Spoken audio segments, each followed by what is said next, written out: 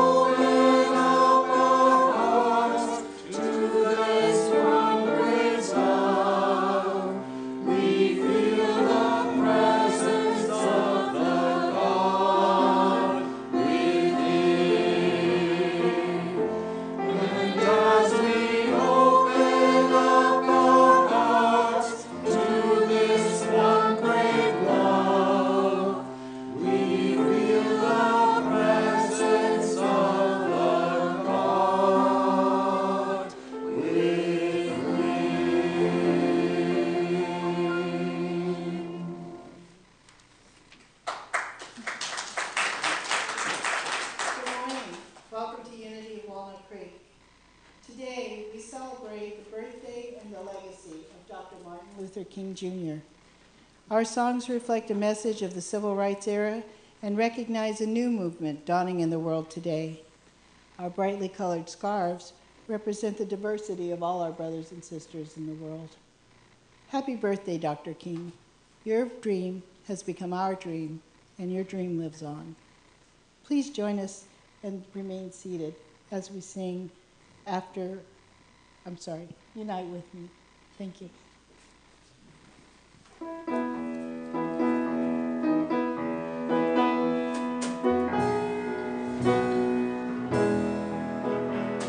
Unite with me.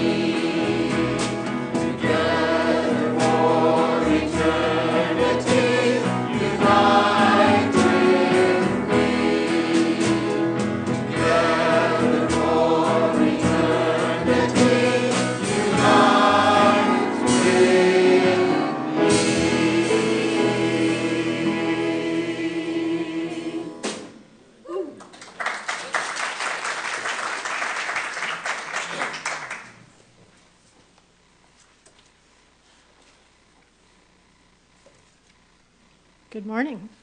Good morning. You look pretty wonderful this morning.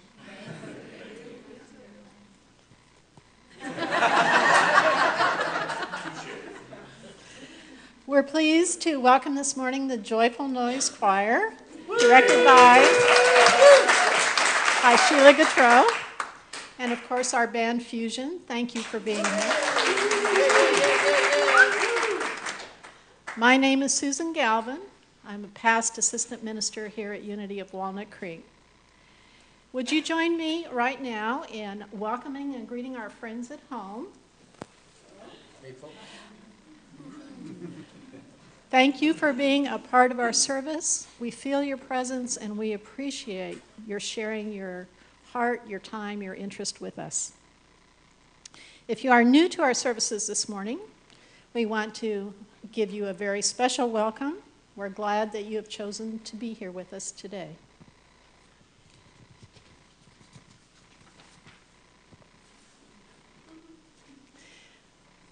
Here at Unity, we are all on the journey through life together. And for us, that is a spiritual journey, a conscious and intentional spiritual journey. At Unity, we offer teachings from all the world religions. So you may hear some of that here today. We know that there are many truths and many different paths, and we each have our own. But I know for me, there's something about when we gather together, like we are doing right now, there's some kind of a special spiritual something that we each receive, like a vitamin for the heart. And so I thank you for bringing yourself here to share that with us today. Let's open our service with the power of affirmative prayer as we attune to that divine presence that lives in all of us.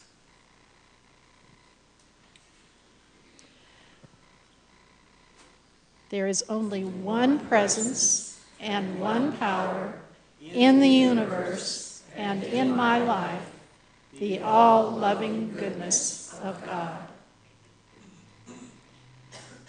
Now breathe into your heart, letting go of all your distractions.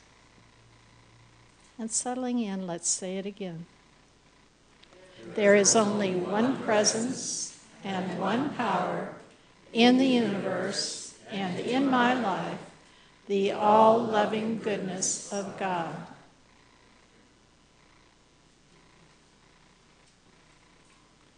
And once again, there is only one presence and one power in the universe and in my life, the all-loving goodness of God.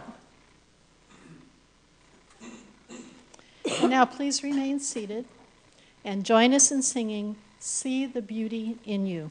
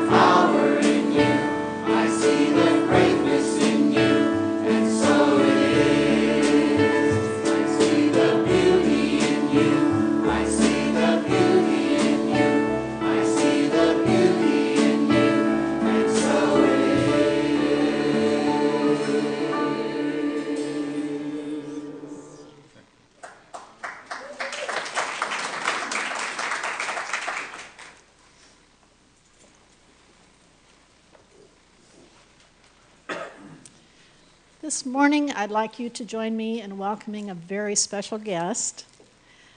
Today, the Reverend James Trapp is with us. He's minister at the Dynamic Unity Spiritual Life Center in Sacramento.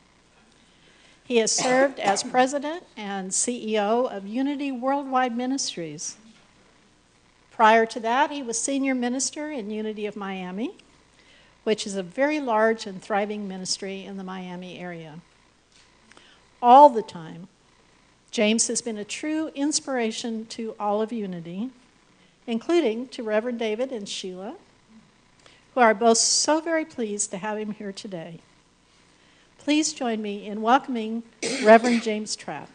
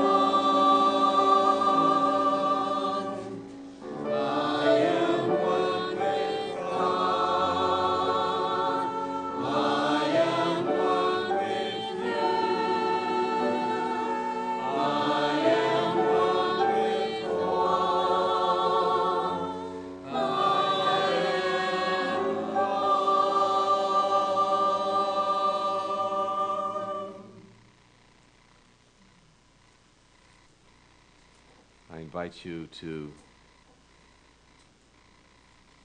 be totally present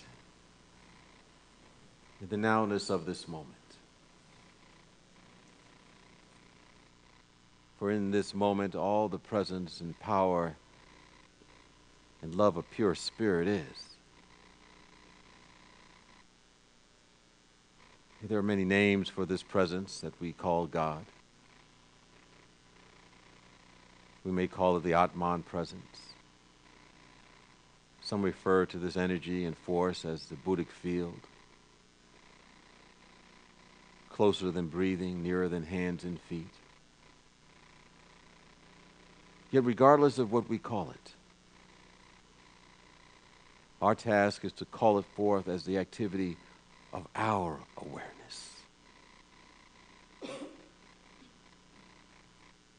God is love.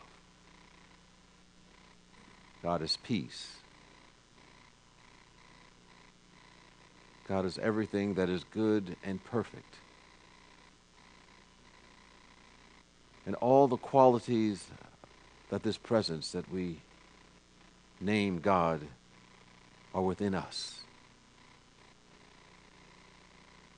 So we're reminded that we are peace and love and joy and wisdom and all that is good and perfect. This is our true nature and being. And regardless of what we may have done or not done in the past, regardless of what names others may have called us, the only name that we answer to is one that includes us as being children of God, children of the Most High, expressions of this presence. We feel this presence deep within us now. So that everything that we think comes from the consciousness of pure being. Every word that we speak comes from the consciousness of the Christ's presence. All that we do, every action that we take, is in alignment with the love of this grand and beautiful universe. feel that within the depths of your being right now. And indeed say and know that the presence of God and I and all of us are one.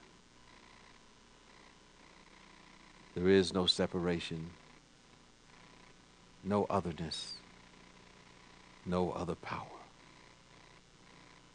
other than the power of the love of God.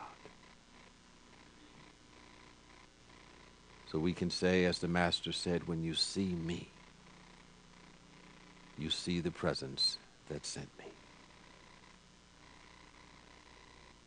So let's take a moment of that quietness, go into that secret place of the Most High, and touch the realm of the all-knowing, everywhere present presence of love itself by going to a silent moment for just a tad bit of time.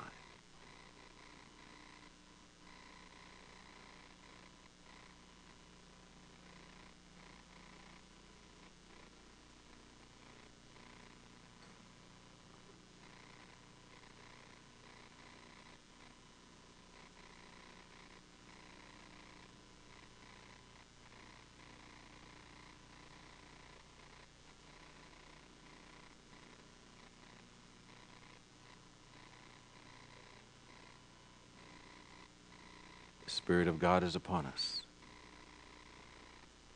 And we have been anointed to go forth and spread the good news that we are here to perfect our loving in our world. For this and so much more, we are grateful and thankful.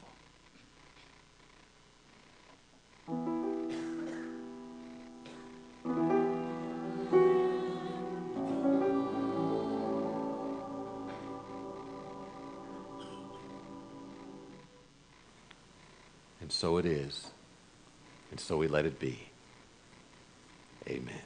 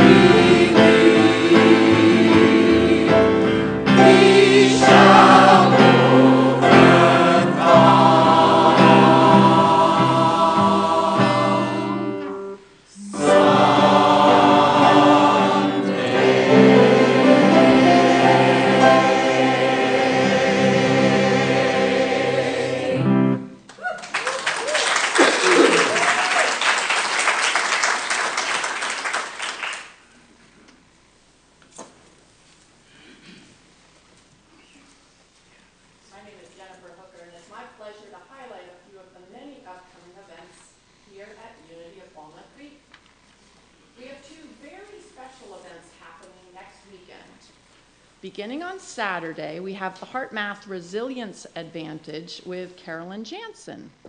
Carolyn is one of Unity's licensed heart math coaches and trainers. She brings a wealth of experience as a resilience coach, classroom teacher, parent educator, and facilitator. And then on Sunday, we are launching the powerful focus of this year, which is Year of Forgiveness. Joining us, we will have the founder of the Worldwide Forgiveness Alliance with inspiring stories of forgiveness. And then in the afternoon, there will be a panel who will be sharing different understandings of the forgiveness experience. So please be sure to join in on these two special happenings.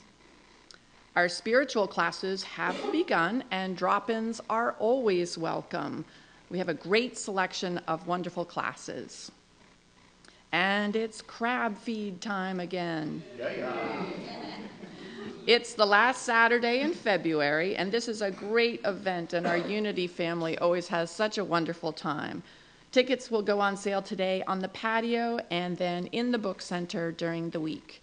And I'd also like to let people know that the connection class at 2 p.m. today has been canceled, so just to let everyone know. And until you hear the gong, please enjoy taking a quick moment to greet the people immediately around you.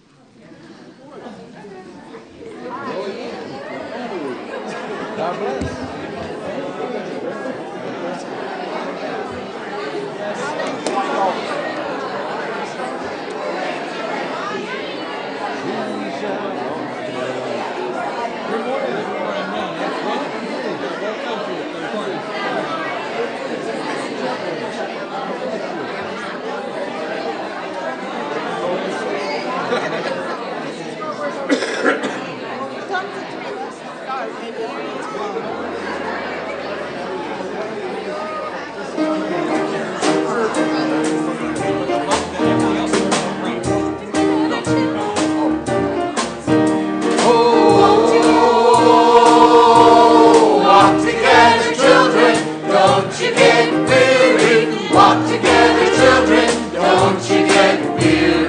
Walk together, children, don't you get weary. There's a great camp meeting in the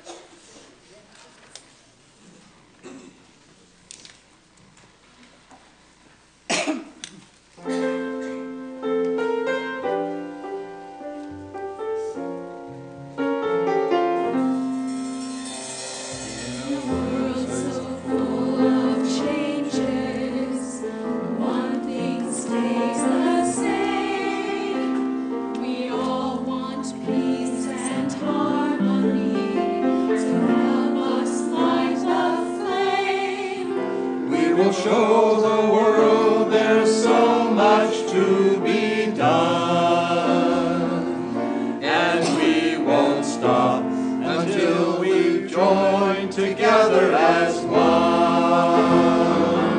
We can build a bridge of peace and harmony from sea to shining sea.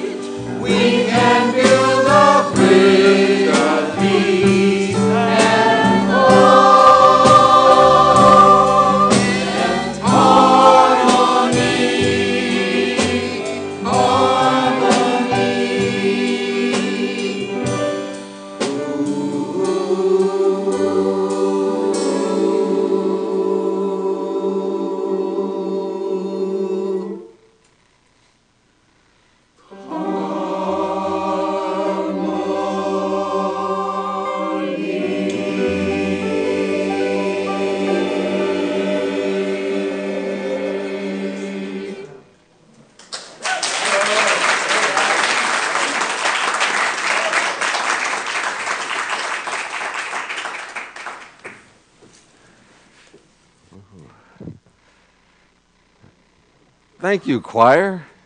Yes, let's give them a hand once again. Yes. They're reminding us of the possibilities of the human spirit in song. So they've already really said the sermon. At least they sing it in song. But I'm going to share a few words with you, and also just to give acknowledgement to Reverend David MacArthur. As was pointed out in the introduction, when I was the CEO of Unity Worldwide Ministry, he was on our board of trustees, and I know he had a lot of support from this community to be in that position. And he was such a magnificent consciousness to have, and you're blessed to have him as a spiritual leader here at the Unity of Walnut Creek. I miss him quite a bit. You know, as they were singing that song, I was thinking about someone had come up to me a while back and was saying, well, James, there's so many things happening in the world. You know, we got recently the shootings in Paris that took place, and all those innocent people that died, and, you know, the protests and the civil unrest that took place as a result of Ferguson over the past year, and, you know, the 3 police officers that were killed in New York City recently. And so they're coming to me, you know, because I'm, you know, the answer man to them. And they said, James, what does it all mean? And, you know, the inside of my mind was saying, you know, like Scooby-Doo, I don't know.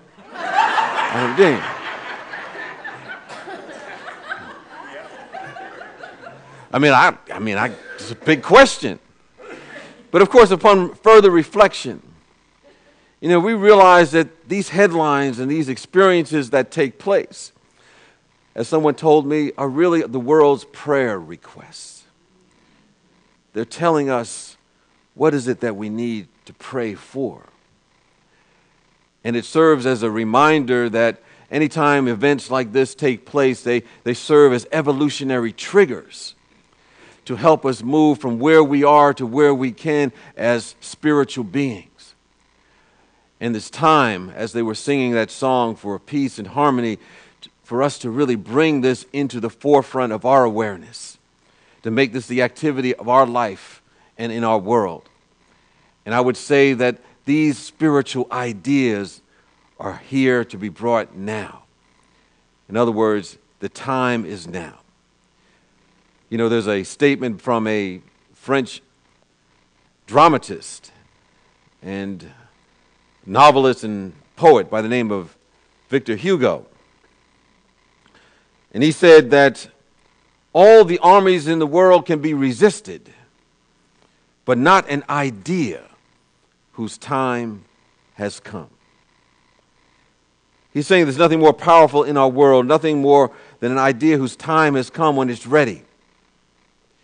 And sometimes there's a divine unfoldment, just that moment in history that creates that special moment where the perfect person that has a vision and a mission brings it forth because it's an idea that alters history.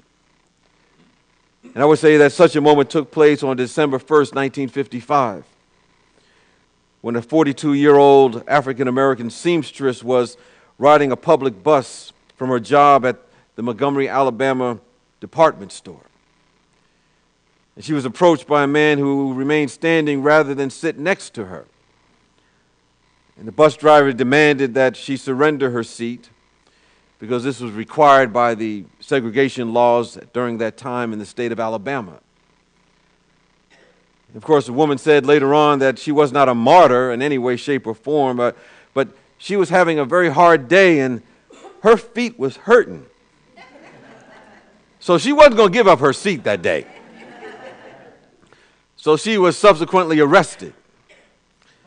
And soon after, a visionary minister led a 381-day boycott, a nonviolent boycott against the bus system in Alabama during that time. And that set in motion a moral and spiritual as well as a political revolution. And those tremors are really felt around the world today.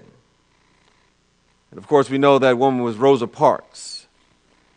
And that minister was Dr. Martin Luther King Jr., whose birthday is being recognized this weekend in this country as well as other parts of our world. Dr. King, of course, no doubt had a vision that went beyond himself. And that vision positively impacted and redirected the future of America. He had a specific mission that he knew that he was to carry out. And he did not miss his mission. And I believe in the same way we are not here to miss our mission for what is here to be done today in our world. I would say that we all have our own unique missions. We all have a grand mission in our life. It may be considered large or small, but in the eyes of spirit, there's no large or small. It's all contributing to creating that peace and harmony in our world. But I think for us, it has to be big in order to be called a mission for us. And I believe when we begin to wrap ourselves around a dynamic theme for our life, a dynamic mission for our own lives, we discover a couple of things. We discover that sometimes those seeming nagging problems that sometimes we go begging to God to get rid of, we may be going to a chaplain or a prayer partner or call Silent Unity, and we may be saying, please, please, please. Oh, no, wait a minute, that's James Brown, excuse me. But if we're going to prayer and saying, I just want to get rid of this. My God, if only this would happen for me. If only everything would be taken care of. If this would happen, then my life would be all right and I can truly give it. But of course, we have it backwards. You see, if we begin to embrace a large mission for our own life, surrender to it, walk in it, feel the gratitude of having that in our experience, we'll discover those seeming little problems begin to disappear. Because those problems are simply a message to our life that we're trying to live in a world too small. And we're here to expand our world, expand our perception, expand our possibilities. And it will begin to dissolve into the nothingness in which they have come. I think Dr. King had this kind of compelling vision. His vision talked about the beloved community. And as we celebrate his legacy, we want to look at that vision of which we can become a vehicle for its expression. And we can participate in its continuous unfoldment that's so needed in our world today.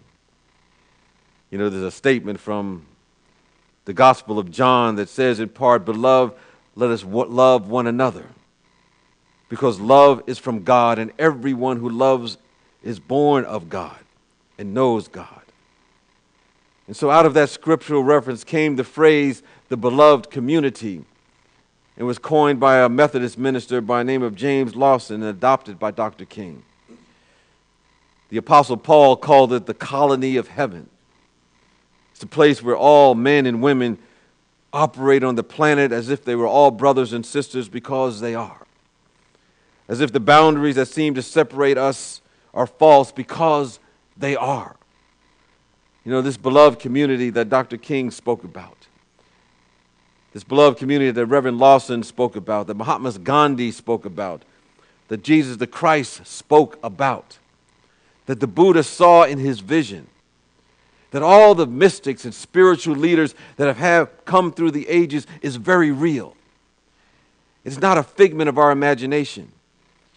And anyone who's been on this path long enough has done a little bit of fellowship, a little bit of prayer work, a little bit of insight, and a little bit of contemplation. Ultimately come to realize that this beloved community is an idea in the mind of the eternal God presence. And we must hold it in our own hearts.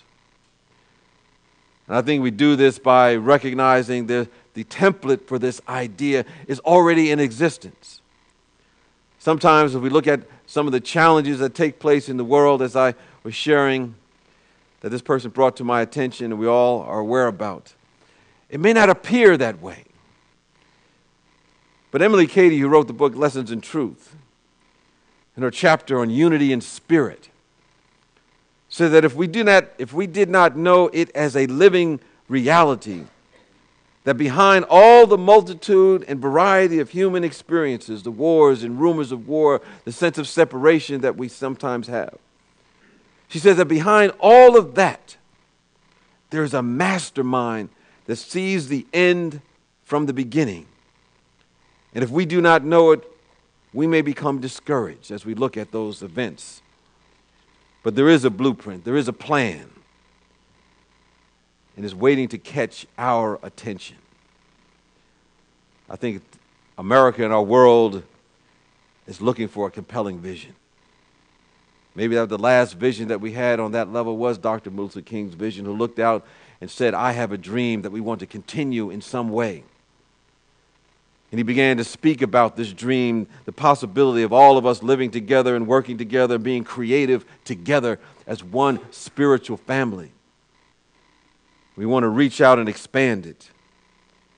You know, the astronauts, when they have gone out, then many of them had a spiritual epiphany. When they were coming back from space, they saw there were no longer any lines that we have drawn on the maps, because that's something human beings have created. So we asked the question, what is it that we can do to further this beloved community that Dr. King championed and articulated so well? Well, we go back to that statement that says that, beloved, since God loved us so much, we must also love one another. And no one who has ever seen God, if we can love one another, God lives in us, and His love is perfected in us. Now, I also say that's simple enough, but not necessarily easy, because it begins by realizing it's impossible to love humanity in general. We can only love humanity in particular. Sometimes, too often, we espouse the love ethic. We say, oh, I love humanity. But when it comes to loving our neighbor, loving that person next to us in the cubicle, loving that person who is in the 8 items or less line with 25 items in their shopping cart, loving someone maybe with a different background, sometimes it becomes a little more difficult. But to build a love ethic is no longer sufficient to say to love in general. But we're exercising a spiritual intention to love in particular. Jesus said, in these times we have to gird our loins, so to speak, that we must love that person right in front of us, regardless of who they are. And we go in deep into that practice. We sometimes rebel against the culture that society has imposed upon us. And in those moments, we must let our imagination be like an angel of God and see something greater. And we begin to imagine what it would be like to be another person. Be another person that we may be having difficulty with. Because, as I like to say, it's easy to be critical, because some people criticize others as if there's some sort of prize in it. You probably don't know people like that, but I've run across a few. But oftentimes we walk in life, we want others to understand us. We want them to understand our point of view, see things our way. And sometimes we may become fixed and rigid in our opinion. And we articulate our point of view, imagine all kinds of ways we can get our point across. Or we bring into expression the thing that we want, and we do it any means necessary for us to have that. But in order to engender the love ethic that Dr. King talked about and Jesus really built his ministry on, we must use our imagination and put ourselves in another person's shoes and put ourselves in another person's point of view and see them from another perspective.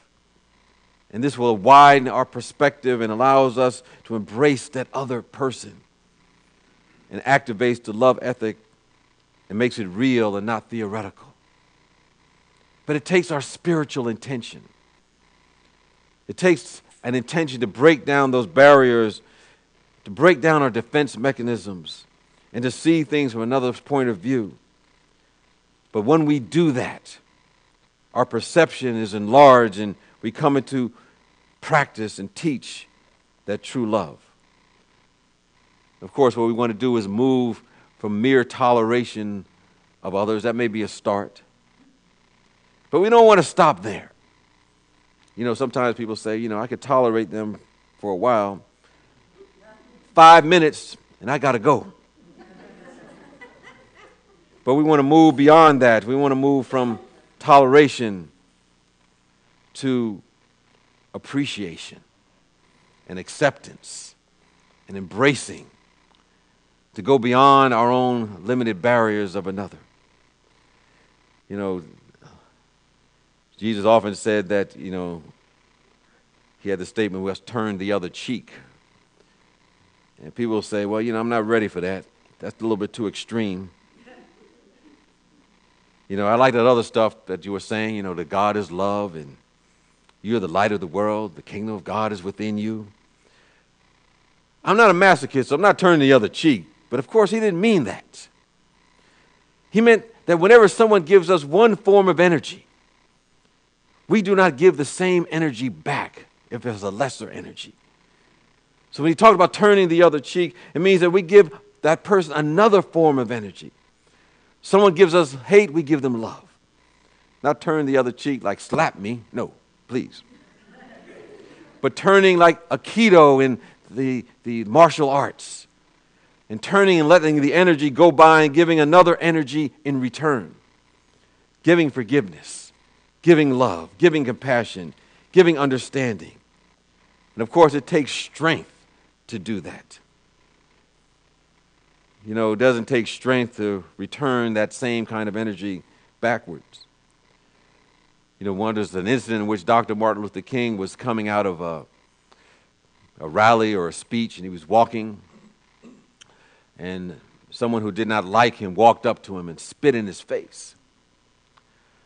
And it said that what he did is he reached into his pocket and pulled out his handkerchief. He wiped the spittle off his face and balled it up in the handkerchief, and he handed it to the man and said, I think this belongs to you. Of course, for someone to do something like that only comes from understanding who we are as spiritual beings. We have to use what Dr. King called the soul force. And it said it takes strength to operate that soul force in our awareness. We want to really have our true self come forth, where we end up loving regardless of what's happening in spite of the little self. We end up forgiving in spite of the little self. We end up sharing in spite of the little self, and then we realize this is our true self. This is who we really are. There was a woman on a plane, and she got up to go use the restroom, and she had left her cookies in the chair. And she came back, and she saw that a man that was sitting next to her in the seat had started, just without permission, went over there, grabbed her bag of cookies, started eating her cookies. So she was really indignant about this. She looked at him, and he pulled out a cookie, gave her one. He ate another. And then after a while, she realized after all this time, she was having all this negative energy going to her, to this man sitting next to her. She realized, oh, I'm in the wrong seat.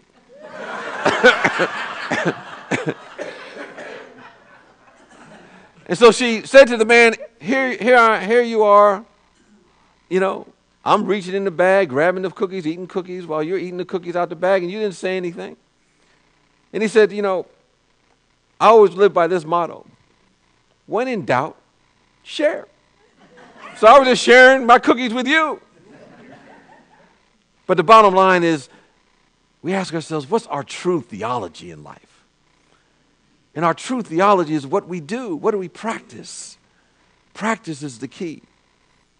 Regardless of our philosophy, our theological philosophy, our real theology, our real religion is what we do. That is an empowering theology. So what do we do when we're faced with revenge in our time? What do we do when we're faced with hate? What do we do when we're faced with the need to forgive? If we have a lofty belief that God is good and is going to forgive one day and we're going to forgive one day, we're just putting it off in the future. That's not empowerment. That's just simply a delay tactic of our ego. So we want to go with the prevailing thought of the day, not necessarily what's going to thought of the day, but really we want to be those revolutionaries, those saying that we want to bring a different energy to transform the world. Sometimes we don't think that what we do, where we are, makes a difference. But if we go into our little room, our corner room, if we're praying and holding a new vision of possibilities, we're bringing a whole new energy into the world because we're interconnected on that spiritual level, that soul level. And whatever happens in one place is affecting every place on this planet. And so when we practice these principles, we begin to break down any artificial barriers that we've created between people, between groups, between nations. To download the beloved community that Dr. King dreamed about, we begin to look at each other and we will see that beauty. We'll stop seeing differences. We'll simply walk around, and sometimes as I just look at people walking around, I say, look at that other magnificent being that God has created. How does God keep doing this? There's so many of them. See, we'll not see color, we'll see different shades of the infinite. We'll not see separate cultures or religions. We'll see these as many variations of the infinite spirit that needs all of these cultures, all of these religions, all of these ways of being to reveal its infinitude. And we'll see that we're all glorifying God as the beloved community. So we want to do our part to expand the beloved community by simply taking one area of our life where we can intensely practice this love ethic. One area we can rebel against business as usual. One area of life where forgiveness can become the order of our day. So our seemingly upside down world can become right side up. We do this in our own environment. And then we will be able to watch it spread like wildfire because we're in tune with the way things really are spiritually. That underneath business as usual, there is an idea. There is a spiritual plan. There is wholeness. There is harmony. So friends and brothers and sisters of God, the time is now. The place is wherever you are to be more than you ever thought you could be. The world needs us to be channels for the full expressions of the Spirit so that we may anchor the beloved community on earth that Dr. King envisioned, and as it is in the mind and the heart of the Spirit of the living God. Because this is an idea whose time has come. Peace and blessings to you.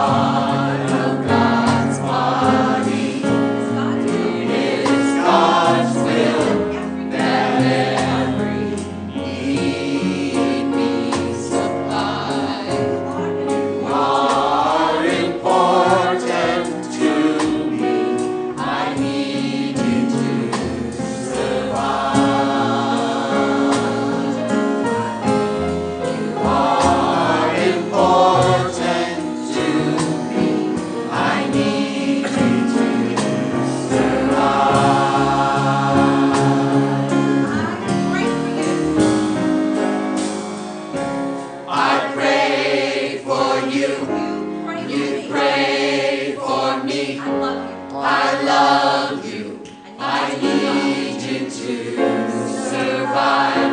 I won't harm you with words from my mouth. I love you. I need you to survive. I pray for you. You pray for me. I love you. I need you to survive. I won't harm you with words from my mouth. I love you. I need you to survive. I pray for you. You pray for me. I love you. I need you to survive. I won't harm you with words from my mouth. I love you. I need you to survive. I pray for you. You pray for me. I love you. I need you to survive. I won't harm you with words from my mouth. I love you. I need you to survive. I pray for you. You pray for me. I love you. I need you to survive. I won't harm you with words from my mouth. I love you. I need you to survive. I pray for you. You pray for me. I love you. I need you to survive. I won't harm you with words from my mouth. I love you. I need you to survive. I pray for you. You pray for me. I love you. I need you to survive. I won't harm you with words from my mouth. I love you. I need you to survive. It is God's will that every need be supplied. More important to me, I need you to survive. More important to me, I need you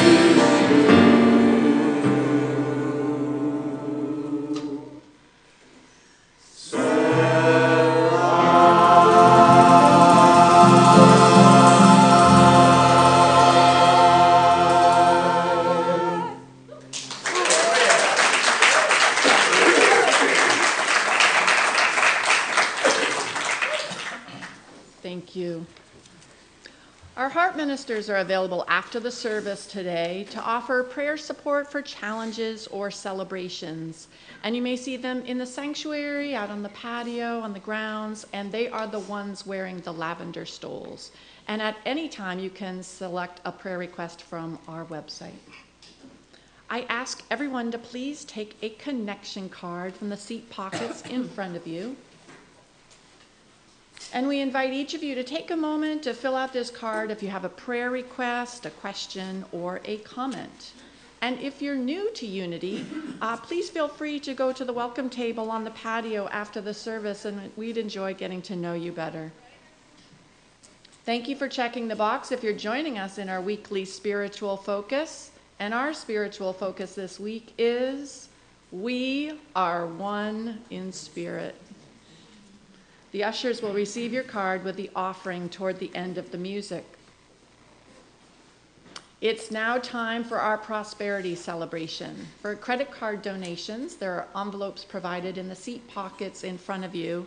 And for those of you watching at home, you can click on the donate button on our Watch Live page. Unity's co-founder, Charles Fillmore, taught that our spiritual connection opens us to God's abundance expressing in our lives. Be thankful for every blessing that you gain and grateful for every demonstration as if it were an unexpected treasure dropped in your lap. This will keep your heart fresh, for true thanksgiving may be likened to rain falling upon ready soil, refreshing it and increasing its productiveness. I invite you to take your tithe or offering in your hands and be aware that God is the source of all your good. Please repeat our affirmation with me together. Divine love, through me, blesses and multiplies all that I am, all that I have, all that I give, and all that I receive.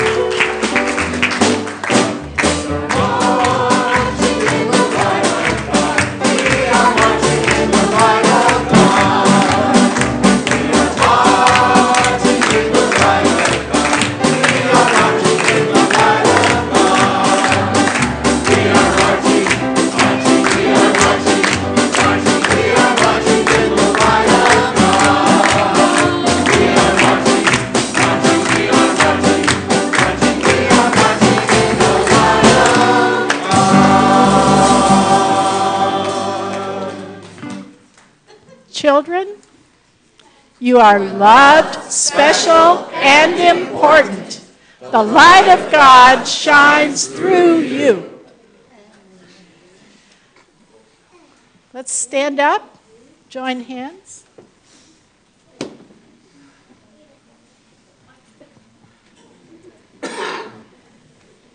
Let's do our prayer of protection. The light of God surrounds us. The love of God enfolds us. The power of God protects us. And the presence of God watches over us. Wherever we are, God is, and all is well. And now let's sing our peace song.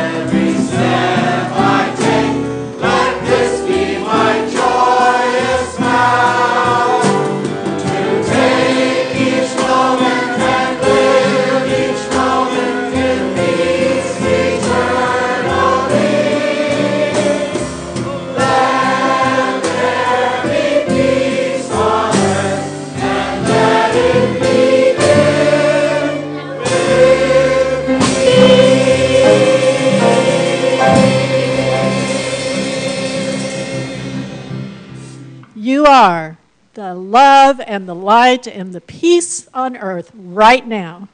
So let your light shine and have fun.